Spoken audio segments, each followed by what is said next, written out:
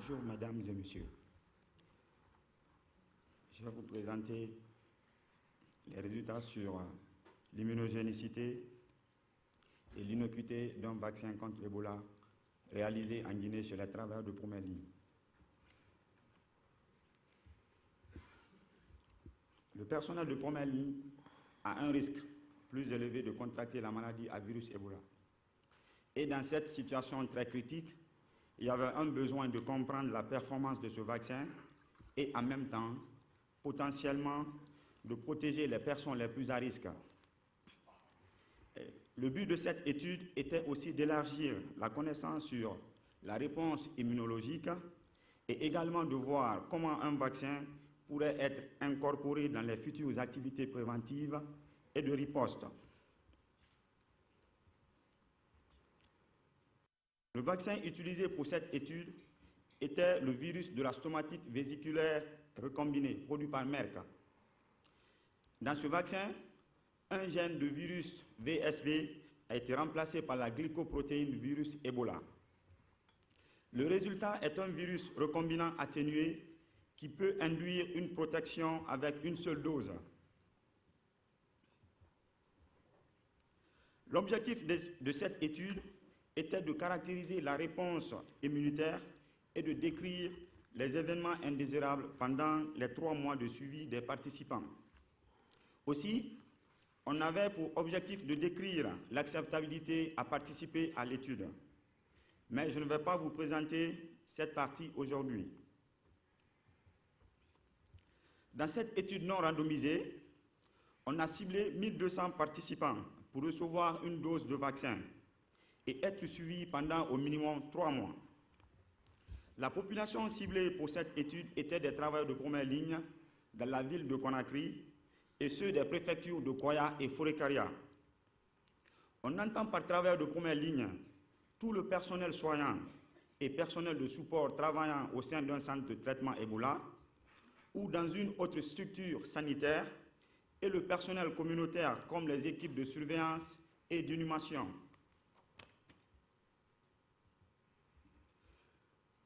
L'inclusion de nos participants s'était faite en fonction des critères suivants. Être un travailleur de première ligne, être âgé de 18 ans ou plus et avoir signé le consentement éclairé.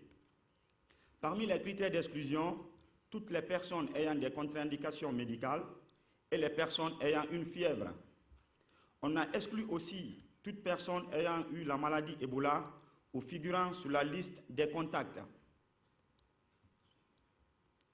Après l'inclusion, le suivi se faisait par une visite à jour 3, 14, 28 et 84. Les visites des jours 3 et 14 incluaient une évaluation détaillée de tous symptômes, tandis que le suivi des événements indésirables graves se faisait à chaque visite, mais aussi lors des visites imprévues. Un sous-groupe a été suivi jusqu'à 6 mois. Pour mesurer la réponse immunitaire contre le virus Ebola, nous avons exploré 2 types de réponses. Tout d'abord, la réponse humorale ou la réponse en anticorps. 2 méthodes ont été réalisées.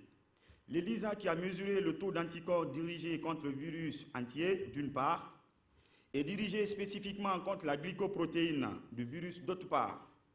Ensuite, la méthode de neutralisation nous a permis de mesurer spécifiquement le taux d'anticorps capable de bloquer l'entrée du virus dans les cellules humaines. Avec la méthode ELISpot, nous avons exploré la réponse cellulaire ou la réponse des lymphocytes T qui participent également à la lutte immunitaire contre le virus.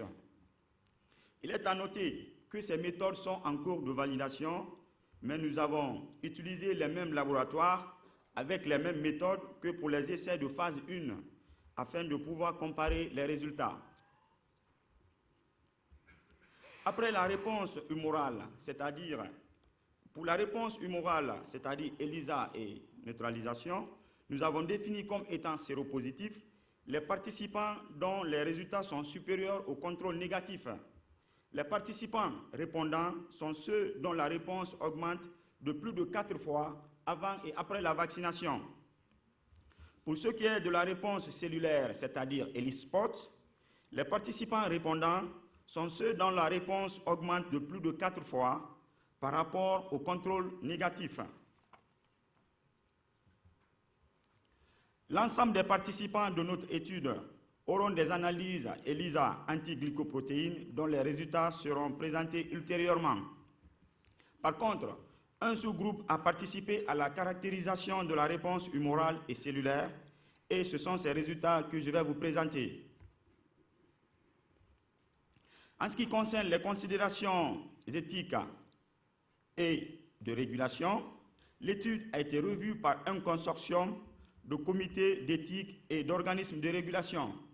L'essai a été monitoré et audité par des organismes externes, un comité scientifique et un comité de suivi des données de l'étude.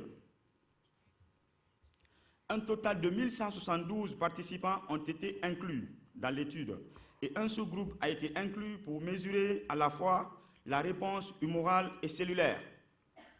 En septembre 2015, après la publication des résultats intérimaires de l'essai vaccinal en ceinture et sur la demande de la Coordination nationale de la riposte contre Ebola, une extension a été faite et 844 participants n'ont été inclus que pour évaluer la sécurité du vaccin.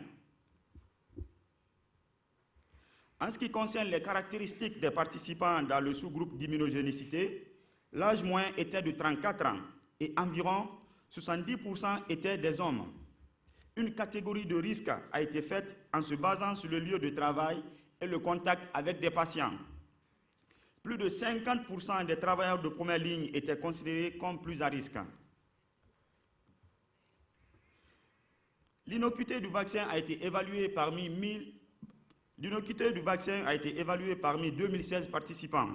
70% ont déclaré la survenue des événements indésirables dont les plus rapportés étaient les maux de tête, la fatigue, les douleurs articulaires, la fièvre ou notion de fièvre, les douleurs musculaires et les réactions locales au site d'injection. Ces événements sont majoritairement survenus pendant les 3 jours post-vaccination et ont duré en moins de 2 jours. Dans l'étude, 7 événements indésirables graves ont été notifiés, dont un cas de décès par accident de circulation et une fausse couche 14 jours après la vaccination. Parmi les femmes vaccinées qui sont tombées enceintes au cours de l'étude, 5 ont accouché à terme par voie basse et 6 restent à suivre jusqu'à l'accouchement. Ce tableau présente les données au J0 et J28 du test de neutralisation. Près de 11% des participants étaient séropositifs avant la vaccination. Nous n'avons pas trouvé de différence significative du taux d'anticorps neutralisant à l'inclusion selon l'âge, sexe ou risque professionnel. 28 jours après la vaccination, 15% des participants avaient une réponse sérologique significative. Maintenant, dans ce tableau, les résultats du test ELISA sur virus entier montrent que près de 29% des participants étaient séropositifs à l'inclusion. Le taux d'anticorps était significativement plus élevé chez les hommes que chez les femmes. 28 jours après la vaccination, 26% des participants ont eu une séroréponse au vaccin.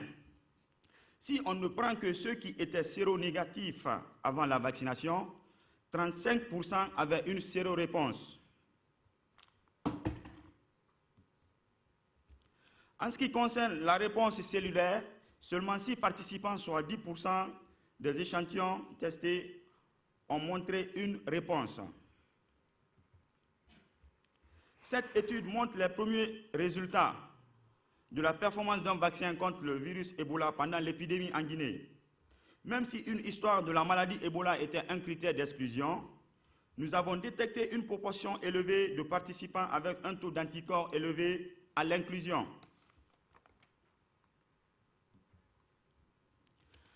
En ce qui concerne la comparaison des résultats de notre étude et ceux de la phase 1 utilisant la même dose du vaccin, on voit sur le graphe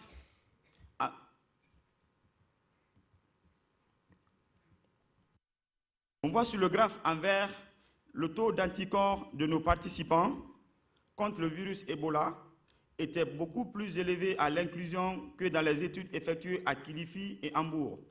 Par contre, on voit une augmentation significative d'anticorps à J28. Dans le tableau, on observe une proportion des participants qui ont une série-réponse entre 25 et 35%, similaire aux autres études. Sur ce graphe, le test de neutralisation montre une augmentation du taux d'anticorps neutralisant inférieur en Guinée par rapport aux deux autres études. De même, on peut voir dans le tableau que le pourcentage de séro-réponse de 15% en Guinée est comparable à celui du Kilifi au Kenya et inférieur à celui d'Hambourg en Allemagne. Cette étude apporte des données additionnelles sur l'immunogénicité et l'innocuité du vaccin RVSV. Cependant, il est nécessaire de collecter des données additionnelles sur l'innocuité et l'immunogénicité pour une meilleure compréhension du vaccin. Elle renforce également l'importance des études indépendantes qui sont réalisées sur des populations affectées et qui prennent en compte des populations spécifiques comme des femmes enceintes et des enfants. Merci pour votre attention.